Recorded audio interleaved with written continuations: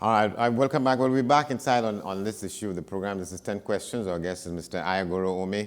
He's the founder and director of an organization called the Sinhue Center, and that is dedicated to the promotion of African and Afro-Caribbean heritage and culture. And he was also chairman of the Trinidad and Tobago, the original chairman of the Trinidad and Tobago National Committee on Reparations. The CARICOM Reparations Commission recently acknowledged statements by the Dutch Prime Minister Mark Rutte in his apology for his country's involvement in the slave trade, in this case in particular in Suriname. He stopped short of raising any notion of reparations, however.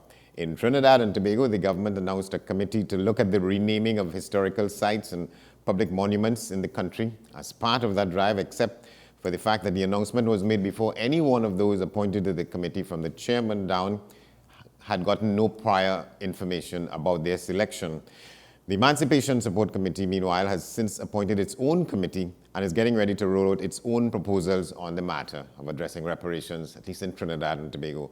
Where exactly are we in Trinidad and Tobago and in the Caribbean on this question about reparations? Mr. Ome, thanks for coming on. Oh, now you're hearing me now clearly? Yes, very clearly. Good. Well, first of all, let me offer my greetings for the new year to you and the listening audience. Trinidad and Tobago's National Committee on Reparations has been stymied because the current government, on entering office in 2015, declined to give us any kind of consideration with regard to the continuation of the committee. We who were on the committee at the time decided that nonetheless, we would continue with our activities, and we wrote and pleaded with the government and the then Minister of Foreign and CARICOM Affairs for discussions. That they didn't give any notice to what we were saying until sometime in September, 2 years ago, and we were told that they will take note of what we had been saying and they would get back on to us. Nothing happened until just last year, I got a call from the Ministry of Foreign and CARICOM Affairs, and we were told that the government was looking at the situation again, and I was also asked if a new committee was formed, if I would take part, and I said yes. But what had happened in the interim is that the Prime Minister of the country, Mr. Rowley, actually appointed unilaterally, it seems to me, Dr. Heather Cato, who was at the time the head of the history department at UE. And we heard nothing from him officially. We heard nothing from her. To my understanding, no meetings were held because I have no knowledge of any meetings. I picked up some information just the other day that is unofficial at the moment, that a new head of the committee is being contemplated. Other than that, I can't say anything. What I do know is that we continued to meet up to about 2.5 years ago, and nothing has happened in Trinidad and Tobago since. I took note in a letter to the editor that on 3 separate occasions, the Prime Minister made mention of the Reparations Committee, but did nothing. So the bottom line is that nothing has been happening from our point of view. And in Trinidad and Tobago, we obviously cannot say much about the reparations movement. However, in Antigua Barbuda, in Guyana, in Barbados, and in Jamaica, work has continued assiduously with regard to the process of reparations. The details of what has been happening, I don't have at my disposal because the communication links have broken down considerably, and the information that I would get would be online and nothing would come to me directly.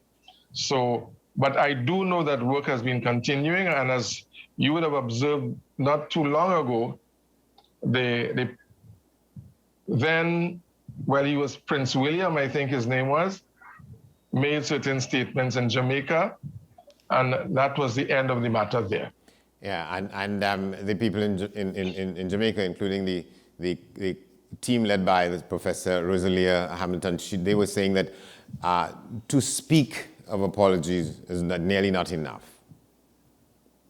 That is the absolute truth. You see, there are 10 issues that have been raised by the CARICOM Reparations Commission.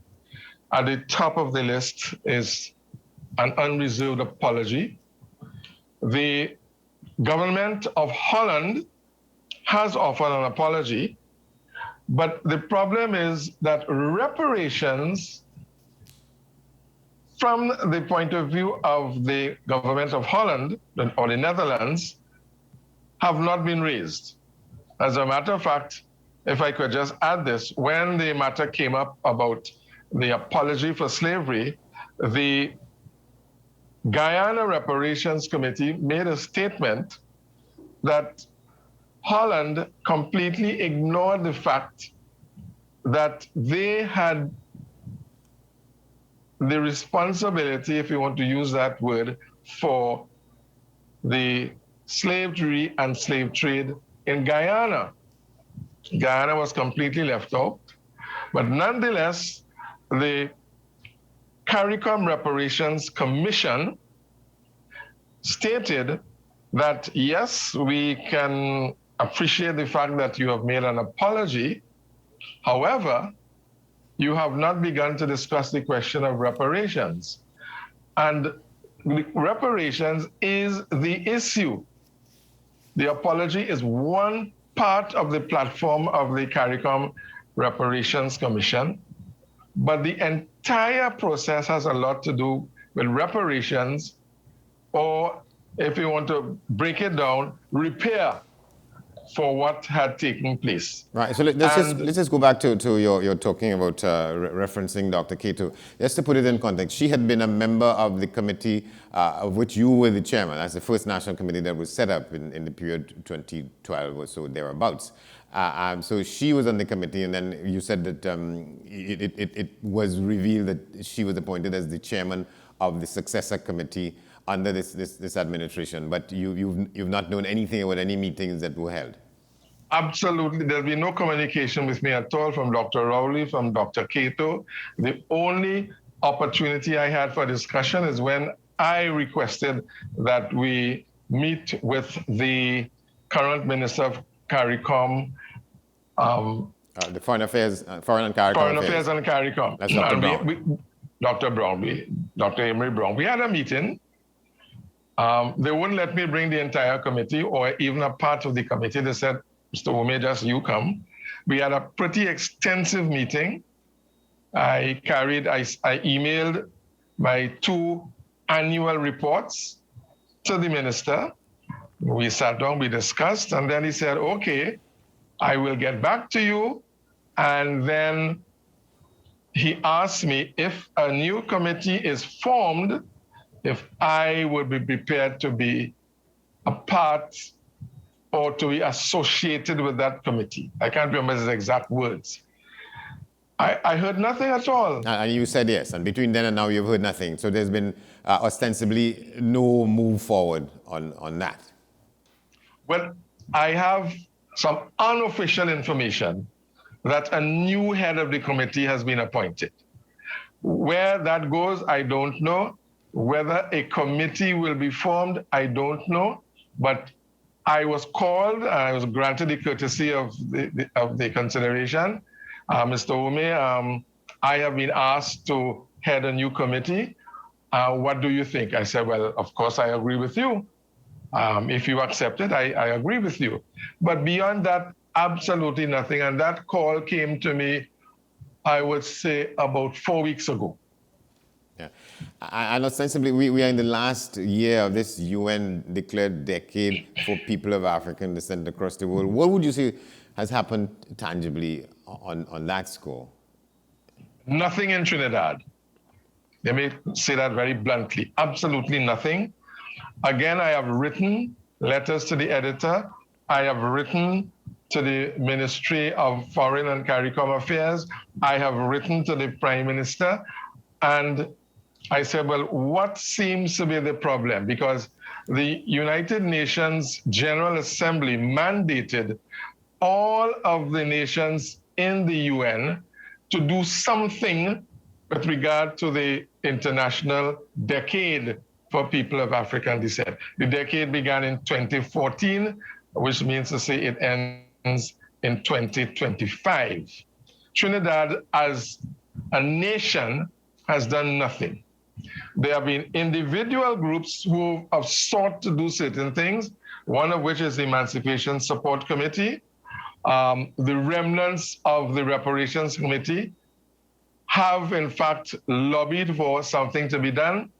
There have been chat groups, groups like the led by Akomu Tota.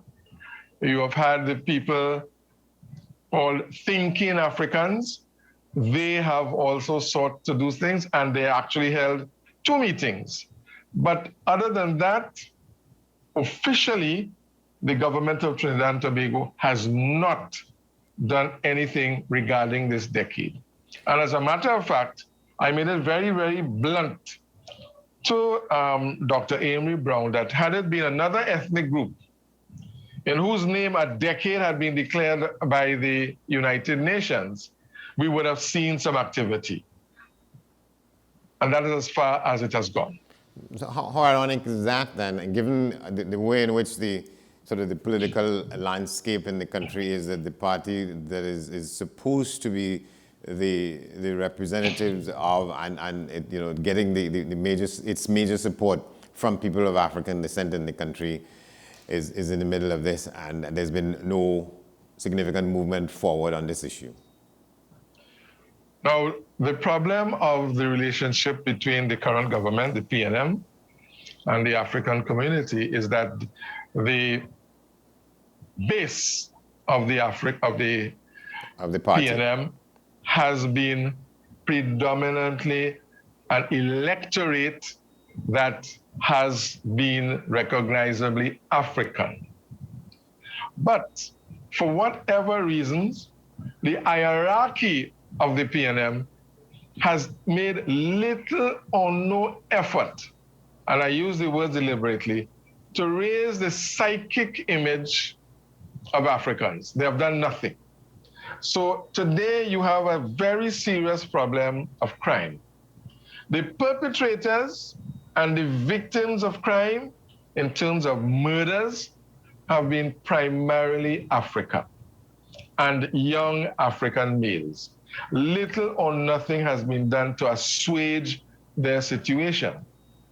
My own theory is that the hierarchy of the PNM does not wish to upset the other ethnic groups in Trinidad and Tobago by showing any preference for raising the psychic level, economic, the educational level of Africans in Trinidad and Tobago. So they have used them deliberately as a base for election purposes. Beyond that, they couldn't care hoots. And if you look at where they call the hot spots, it is mainly places where Africans, in particular young African males, are at the center of activities. And I say this without any apology whatsoever. Without fear of contradiction, I suppose, as well. Without fear of contradiction. So where do you think that leaves us at this point? To what extent us in the population may also be required to share some of that blame, if we want to call it blame, for probably not being as activist as we ought to be on the question? Well, again, I made an appeal via a letter that I broadcast via the letters to the editor, and I said, look, all of the groups who are concerned with the status of Africans should come together and undertake to carry out the things that the government has not been doing. In my own case, as you know, I have been a foundation member of the National Joint Action Committee, and I resigned from my positions in 2016.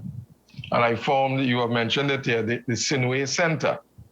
But I don't have a mandate myself to call all of these groups together. It was a suggestion that I made that we should all come together.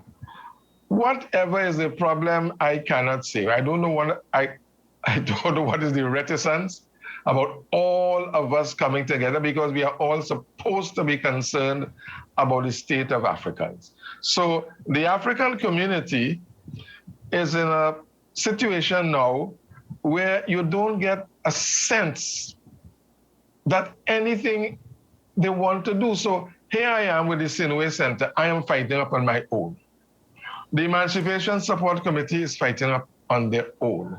Thinking Africans on their own. And that can't work. And there's still NJAC. But I haven't even mentioned NJAC. But I realize that, and I think that was deliberate. It was deliberate because, oh Lord, since the passing of the chief servant, 2016, the current leadership of NJAC, may I say, has made some token statements, but beyond that, nothing. So where are we? We are coming to the end of the decade, and little or nothing has happened. I have attended two meetings of the Emancipation Support Committee in which they said they would begin to carry on the process. But the ongoing activities, because this calls for virtually day by day activities. For example, let me tell you, the governments who are in the General Assembly were asked just to make an announcement of the launch of activities for the International Decade for People of African Descent. Just an announcement. Nothing has been done. So there has to be something that is restraining the government and even some of these groups from doing what is required. We are coming to the end of the decade. And the decade has the platforms of justice, of development, of reconciliation. Nothing. I can't say any more than that. Yeah, but the group that seems to be, well, most in ascendancy is the Emancipation Support Committee. Inside of that, you have young Shabaka Kambon, who is the son of the head of the former head. I think he's retired from the position, but he's still there, his father, on that issue. And so there was what he called it, a Crossroads Freedom Project inside of there, and he's been doing some activism. My understanding is that he's going now to launch a campaign based on a committee that they formed inside there to address this question of reparations in some of its manifestations, at least taking into account the fact that this new committee was appointed. The members of the committee didn't know that they were named to the committee, and since some of that has been cleared up, still there hasn't been any meeting about renaming public sites in the country, addressing the question of monuments, which ought to be, in some cases, taken down, replaced, or renamed. So that is an issue that is to come. It is to come. One of the things that's developed is that at the University of the West Indies, you had the former Guildhall, and you also had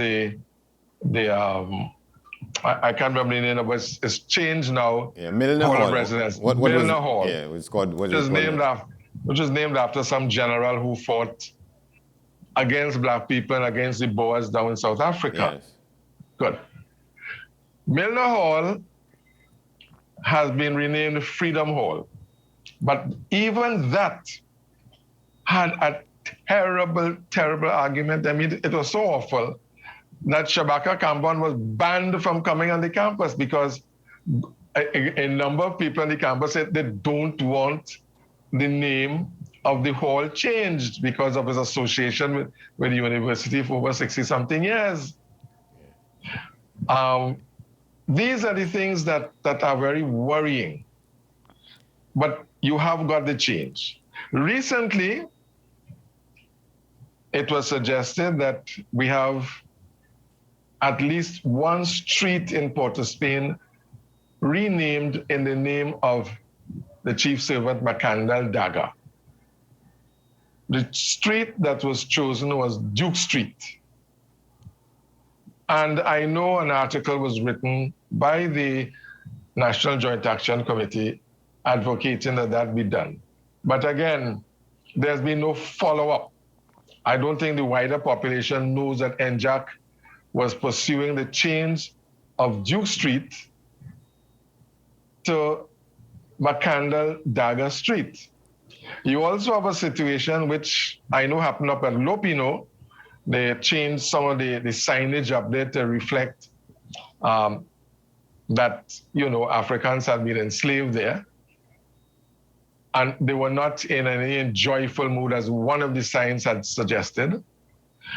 There was a suggestion which I wrote about following information that came to me from the same Crossroads Committee, that all of those streets in Woodbrook, which have been named after generals who fought in South Africa. Kitchener and Baden-Powell Kitchener, Baden-Powell, Buller, Robert Street, all of those streets are named after generals who fought against black people and against the Boers in South Africa.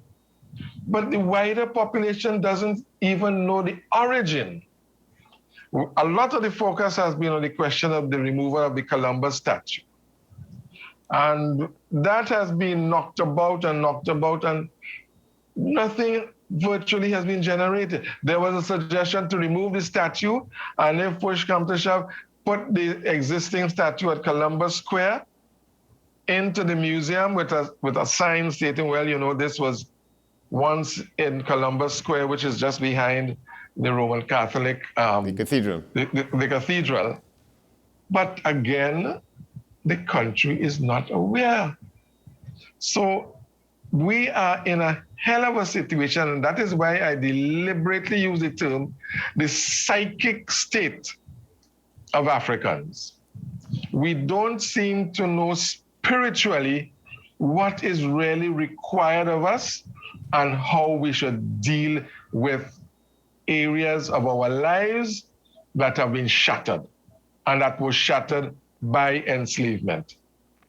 Even though, as I say that, I am a very strong advocate that we did not lose all of our culture as a result of enslavement.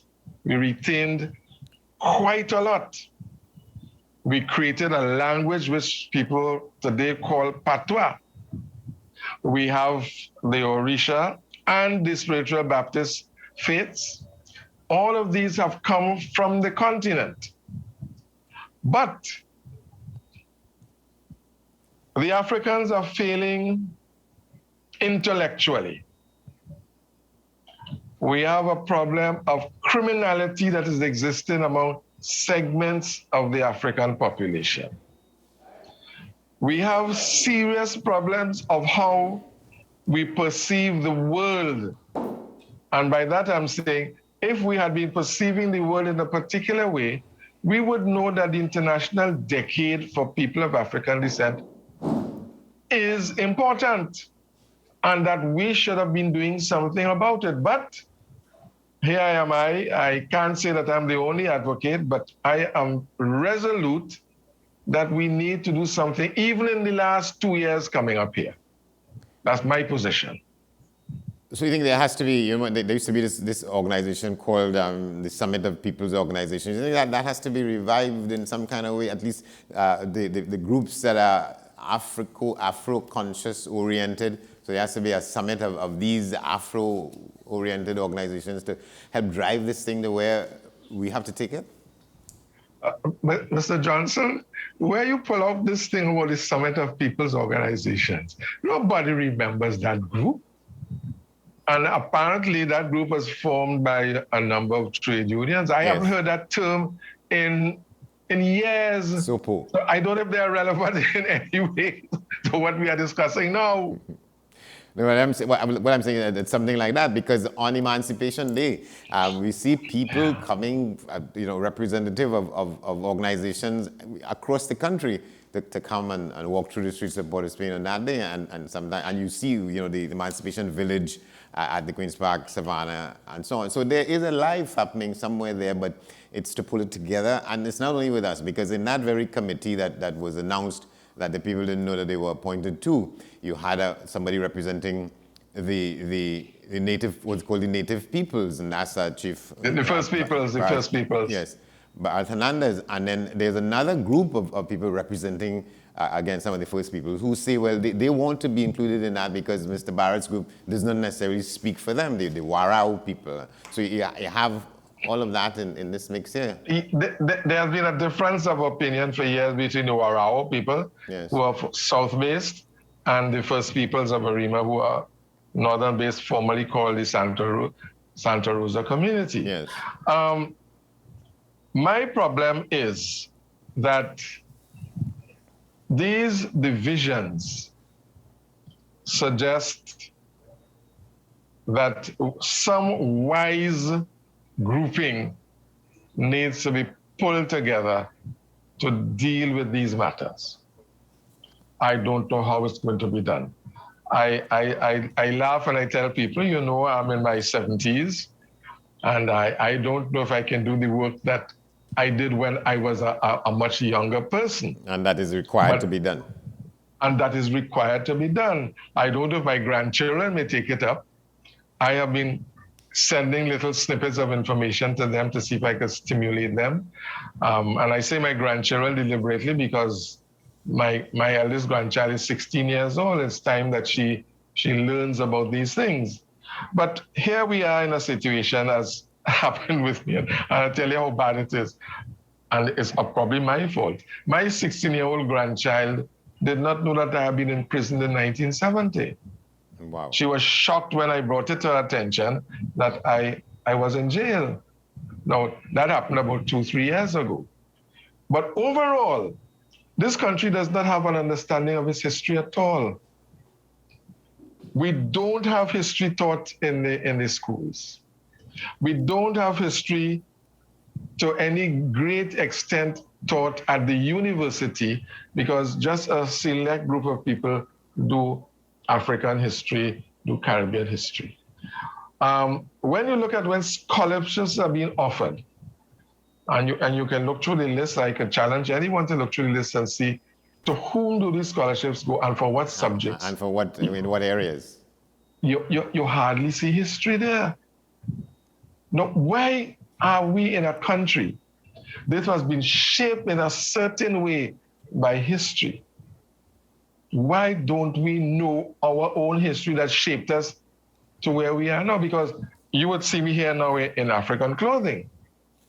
But you may know that in 1968, 69, I couldn't wear this clothing in the streets. I'd have been laughed at. The policemen were taught in the period just before the demonstrations of 1970 to attack stuffed images of people wearing African clothing so that a hatred was generated. What has happened, fortunately, is that a lot of people gave their children or adopted African names. Yeah. That is very, very important. 1970 and thereafter. But I'm afraid I'm gonna have to ask for adjournment because time is up on us. We will continue this discussion. We will find the means by which we will continue to carry on this discussion. But thank you very much. You know I'm always available, but if we have to do this work, advocacy has to be ramped up. Yeah. It has to be. thank you very much for having called me to the task of discussing reparations. Thank you very much for responding. You're quite welcome. Mr. Ayagoro Ome. This has been 10 Questions. I'm Andy Johnson. Thanks for watching, and we'll see you next time.